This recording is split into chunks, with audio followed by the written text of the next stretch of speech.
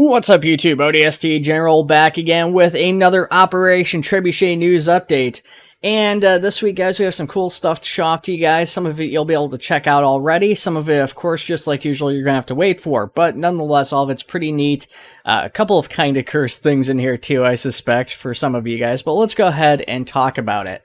So, starting us off on the official side of things, we have the return of the Operation Trebuchet Uplink. For those of you who are newer to the community or just didn't really use Reddit before, the Operation Trebuchet Uplinks are news posts by the development team that talk about the game and the mod's development for Operation Trebuchet. Now, in the past, this has included both official news as well as community content. It looks like this time around, at least based off this first one, it's only going to include official Operation Trebuchet news, which isn't a bad thing still. It is nice because this is going to be great for people who really only just use the Reddit and are looking for official sources of information. It's a welcome change. It personally makes my job a little bit easier too, because it gives me a single source of a thing to look at, and I can go quickly over and see if there's anything the devs feel are important to talk about that maybe I haven't covered or have missed or whatever. So I'm excited for this personally. The uplinks were really awesome in the past. There was a lot of stuff that was teased out, some AR games and stuff the development team had set up. So I'm excited to see, hopefully, this continue on and go through the coming weeks and months, if not longer. Anyways, let's go ahead and talk about some models. So starting us off, we have the SRM-77S2 model. So the SRM-77S1 has been in the mod for some time. This basically functions as a insurrectionist sniper. The big differences are, from what I understand, the S2 will have hidden selections and additional scopes and functions for it, so it's going to have a lot of things over the S1 that it doesn't have. I'm sure that this isn't the most exciting weapon because it's kind of, it's a fan in design, I guess you could say. But with that being said, I'm sure the hidden selections are going to be a huge hit, and I suspect we're going to see some cool insurrectionist tagged weapons coming out from things like the Carver Findings and stuff like that, which we'll talk more about later. In addition to that, we also have another sneak peek at the M247H weapons platform, and this time we get a first-person look at the weapons. So we get to see zoomed in and zoomed out of the shielded and non-shielded versions. I'm always a sucker for these turrets, so I'm excited for this, of course, and really looking forward to seeing these things in game. And of course, there's been a big push to get these things put onto even the current Falcon as a placeholder until the new Falcon actually gets added into the game, whenever that may or may not happen. All right. So then I do have a little bit of a correction to make from last week's video. I talked a bit about the traffic cone that Freeman and Milton had been working on, and that it was outsourced to Ethan, who had updated the model and was doing textures and was going to give it to the mod. That all is technically true. However, before my video came out, what was not updated publicly was that the Operation Trebuchet dev team had decided to actually do the cone in-house after all. And so Freeman has actually sent me over a couple images of what his textures for the traffic cone look like, and we get to see it in Substance Painter. Looks good. I'm excited for it. I've said time and time again about this, and I'll repeat it again because why not? It's not a huge prop. It's not going to be game-changing, but I'm still excited for it because the small little things are really what gives this game a Halo vibe at this point, So we get into the kind of cursed stuff here, potentially. Maybe some of you guys will find this awesome. Some of you will probably find it cursed. Maybe somewhere in between. Thomas has been messing around with some concepts of the Scorpion tank here. Before we get too far into this, I do want to say take this all with a very big grain of salt. He's messing around right now. He said some of it could get developed further, but right now he's just messing with some concepts and some ideas. And none of this is actually planned to be added at this time. So starting us off, we have a Scorpion tank with some assets from the Grizzly tank. So it's got the top-mounted rocket pods, as well as a turret-mounted coaxial machine gun, which is pretty cool. I actually do kind of like this version. It very vaguely reminds me, I think Well, I mean, obviously it's got the grizzly aspect, so that's probably what it is, but it kind of reminds me of like what the canister shots probably would look like for the Halo Wars upgraded Scorpion tank from Halo Wars 1. So I personally like this version, and I wouldn't mind seeing something like this in the mod. Or maybe, you know, I don't think it's possible to just do it as an addition, but it would be kind of cool to see that. This one's a little bit more cursed, but we have a more, and I use this big air quotes here, practical Scorpion, which seems to have downsized treads that have been pushed in a little bit closer to the vehicle. The rest of the body sits a little bit higher, it looks like. So designed more like a conventional tank would be in some respects. I don't know. It just seems very off-putting to me, I guess. I don't quite know why. It's not that vastly different from the Scorpion, but just something about it's almost unsettling. Like, it's just... I think it's the uncanny valley or something. Like, it's so close to the actual Scorpion, but off in such a way that it just seems wrong. And you can't quite place it. Staying on the topic of ordnance and vehicles, however, Thomas showed off that he is putting upgraded turrets, I believe he said, onto the boats. So boat is getting some sweet new ordnance that's going to be getting added to it. And hopefully this means we'll have turrets that actually match the textures of the boats going forward, so we won't have, you know, green turret on a white boat or something like that. That's always something that's bothered me. It's not a huge deal, but I would like to see that get updated, so hopefully we'll see that as part of that project.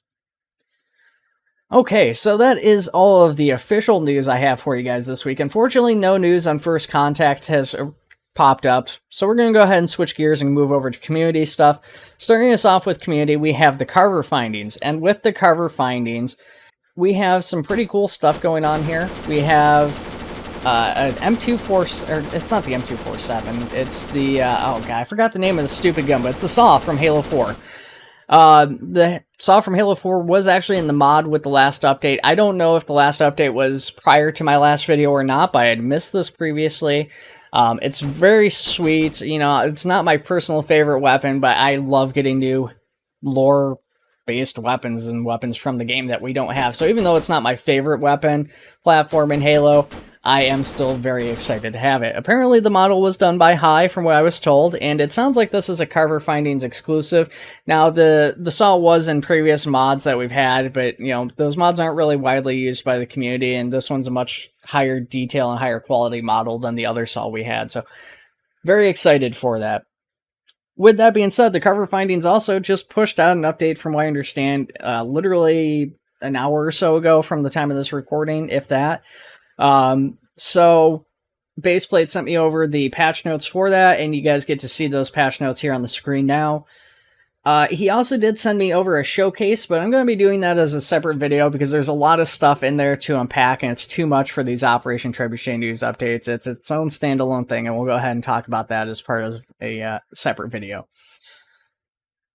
So then we go over to the first MEU. And last week, I just want to make a quick...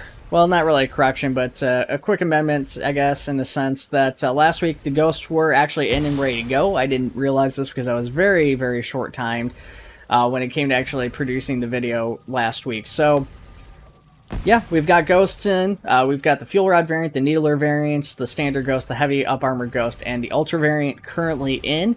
I haven't seen any updates on the Zealot variant they talked about. I don't know if that's still going to come or not, but that would be pretty cool nonetheless to see. Other variants are all quite interesting too. The only odd thing with this, and I don't think it's avoidable, is that because they operate like the raid tank does, is there is actually 2 elites inside of these ghosts, and I've seen 2 elites pop out a couple times when the ghosts get disabled. Which is kind of unfortunate. I don't know if there's a way to just instantly kill off the other elite or not when it comes out. Like, if an elite pops out, a second elite pops out, it's not the end of the world because it's a shortcoming of armor, but that would be kind of nice to see. Anyways, we also had the updated Covenant crates. So in the previous video I had, these were not finalized quite yet, so these have actually been finished up. They now open up, they've got their full textures, everything else is ready to go with these Covenant crates. And I know that it might sound silly, but again, it's these kind of props that really bring things to life, and especially because they have the same functionality as the Optray weapons crates for the UNSC, where you can actually not only go in and physically open these up and they have animations and everything, but that the weapons actually disappear off the racks when they're picked up. I love that. It's just these nice details that actually make them feel like they're more than just 3D props, like they're an actual thing that's there, and you know what you're doing when you take weapons off and stuff is actually affecting the world around you. It's a nice change. It's more than a small detail, I would say, in my opinion, and I definitely dig it. So then we go to a very early work in progress of the Halo 2 anti-air turret. Obviously, not much to see here. Unfortunately, we don't have any longswords in anymore, so hopefully the first will maybe add in longswords while they're at it so that this thing has something to shoot down. I might have just given them an idea. I'm willing to bet that they would be crazy enough to try that too. But no, even without the longsword, though, this thing's probably going to be pretty cool. This is a massive turret, obviously. If you guys aren't familiar with Halo 2 for whatever reason somehow, or you just can't remember the thing, this thing is a huge building-sized turret. You know, it's similar to the Tyrant gun that we have in game now as far as sizing, maybe even bigger than the Tyrant, I'm willing to bet. And so I'm really excited to see this thing functioning in game. I'm really looking forward to seeing how they do it. So then a bit of a surprise update from the first, though, this week is that we've got Sentinels. Forerunner Sentinels were added to the game as drones. These are an independent faction, so Green 4. And pretty awesome stuff. They do have weapon functions. There's different models. So, you know, you got your standard one, you've got like a heavy, and it's cool. You know, because they are drones, you can technically take control of these and fly around with them yourself. They are a little bit funky. They don't seem to want to like hover in place. They seem to like to drop, so you have to kind of keep them moving, otherwise they'll fall down. But nonetheless, it is really cool. Their weapons seem pretty decent. They're not quite as good as infantry, but still nonetheless pretty devastating if you get a swarm of these. I mean, they still can take out elites. I did watch, you know, a group of elites that were about the same size as these Sentinels, and I think the Sentinels managed to kill 1 or 2 elites, which isn't bad trade-off. The Sentinels still all died, but it was a fun battle to watch, and yeah, it was pretty cool, though. I'm very excited to see these things, you know, go further and further. Now, on that note of going further and further with Sentinels, there is another work in progress that we're going to end off on with the first MEU. Another very early work in progress teaser. Now, nobody's 100% certain what this is in the community, but a lot of people theorize that what Euler teased is the Halo 3 Guardian Sentinel, which was cut from the game, but this is a massive, massive Sentinel, and this thing should be really crazy. Now, because it was cut from the game, we don't really know how big it is properly or truly. What we do know about it is that it's quite big, at least this model is. Now, we do see that, you know, people have added that model into Halo 3 or in through mods and stuff. It's quite big, you know, it's like larger than a Falcon, but this thing is absolutely huge, this model they have. And I don't know if it's actually the same thing or not, but given that they did just recently add in Sentinels, I think the idea that this is a Guardian Sentinel isn't really that far-fetched. So I'm looking forward to seeing what they actually end up doing with this thing. But anyways, guys, that is it for this week. So let me know what your thoughts are. Of course, I want to know, just like always, what are you guys most excited for from this week's video? What of these assets do you want to get your hands on the most? Let me know in the comments below, guys. And take it easy. I'll see you in the next one.